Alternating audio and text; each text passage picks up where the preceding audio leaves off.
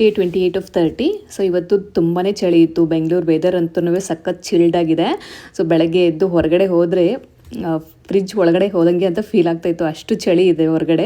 So ಇನ್ನು ಕಾಲೇಜ್ಗೂ ಸಹ ಇವರು ಯಾರೂ ಹೋಗಿರಲಿಲ್ಲ. ಸೊ ಬ್ರೇಕ್ಫಾಸ್ಟ್ಗೆ ಲಂಚ್ ಬಾಕ್ಸ್ ಎಲ್ಲ ಪ್ರಿಪೇರ್ ಮಾಡೋ ಅವಶ್ಯಕತೆ ಇರಲಿಲ್ಲ. ಸೊ ಹಾಗಾಗಿ ಊಟಕ್ಕೂ ಆಗುತ್ತೆ ಮತ್ತು ಬ್ರೇಕ್ಫಾಸ್ಟ್ಗೂ ಆಗುತ್ತೆ. ಆಲ್ಮೋಸ್ಟ್ 11:30 ಆಗೋಗಿತ್ತು. ಸೊ ಹಾಗಾಗಿ ಈ ಥರ ಗೊಜ್ಜು ಮಾಡ್ಕೊಂಡು ರೈಸ್ ಮಾಡ್ಕೊಳ್ಳೋಣ ಅಂತ ಮಾಡ್ತಿದ್ದೆ.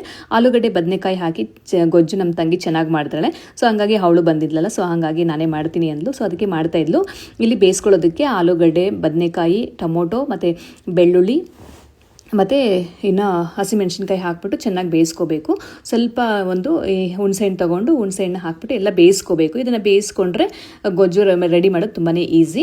ಇನ್ನು ಹಸಿಮೆಣ್ಸಿನ್ಕಾಯಿ ಎಲ್ಲನೂ ಸ್ಮ್ಯಾಶ್ ಮಾಡಿದಾಗ ಮಿಸ್ ಆಗಿಬಿಡುತ್ತೆ ಅಂತ ಅಂದ್ಬಿಟ್ಟು ಹಸಿಮೆಣ್ಸಿನ್ಕಾಯಿ ಎಲ್ಲ ತೊಗೊಂಡು ಸಪ್ರೇಟಾಗಿ ಸ್ಮ್ಯಾಶ್ ಮಾಡ್ಕೊಳ್ತೀವಿ. ಸ್ಮ್ಯಾಶ್ ಮಾಡಿ ರೆಡಿ ಮಾಡಿ ಇಟ್ಕೊಂಡು ಒಂದು ಪ್ಯಾನ್ಗೆ ಸ್ವಲ್ಪ ಈ ಸಾಸಿವೆ ಮತ್ತು ಜೀರಿಗೆ ಹಾಕ್ಬಿಟ್ಟು ಸ್ವಲ್ಪ ಅದಕ್ಕೆ ಈರುಳ್ಳಿ ಏನು ಕಟ್ ಮಾಡಿ ಇಟ್ಕೊಂಡಿದ್ದೆ, ಕರಿಬೇವು ಎಲ್ಲ ಹಾಕಿ ಒಗ್ಗರಣೆ ಮಾಡ್ಕೊಳ್ಬೇಕು. ಸೊ ಒಗ್ಗರಣೆ ಮಾಡಿಕೊಂಡು ಅದನ್ನು ಏನು ಸ್ಮ್ಯಾಶ್ ಮಾಡಿ ಇಟ್ಕೊಂಡಿದ್ದೀವಲ್ವ ಅದನ್ನು ಹಾಕಿಬಿಟ್ಟು ಬೇಯಿಸ್ಕೊಂಡ್ರೆ ಗೊಜ್ಜು ರೆಡಿ ಆಗಿಬಿಡುತ್ತೆ.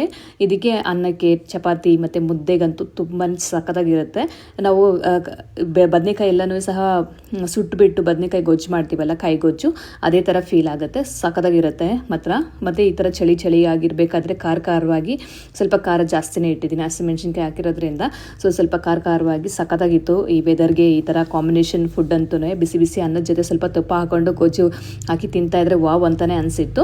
ಸೊ ಈ ಥರ ಎಲ್ಲ ಹಾಕಿ ಬೇಯಿಸಿ ಸ್ವಲ್ಪ ಕೊತ್ತಂಬರಿ ಸೊಪ್ಪೆಲ್ಲ ಹಾಕಿ, ಮತ್ತು ಇದಕ್ಕೆ ನೀರು ಜಾಸ್ತಿ ಏನೋ ಬೇಕಾಗಿಲ್ಲ. ಸ್ವಲ್ಪ ಅದು ಬೇಯಿಸಿದಾಗ ಏನು ನೀರು ಇತ್ತೋ ಅದನ್ನೇ ಸ್ವಲ್ಪ ಇಟ್ಕೊಂಡಿದ್ದಲ್ಲ, ಅದೇ ನೀರು ಹಾಕ್ಬಿಟ್ಟು ಬೇಯಿಸ್ಕೊಂಡಿದ್ದೀನಿ. ಗಟ್ಟಿಯಾಗಿದ್ರೇ ಚೆನ್ನಾಗಿರುತ್ತೆ ನೀರಿಗಿಂತ. ಸೊ ಹಾಗಾಗಿ ಕನ್ಸಿಸ್ಟೆನ್ಸಿ ನೋಡಿಕೊಂಡು ಹಾಕ್ಕೊಂಡು ಮಾಡಿಕೊಂಡ್ರೆ ಇನ್ನು ಗೊಜ್ಜು ರೆಡಿ ಆಗಿಬಿಡುತ್ತೆ.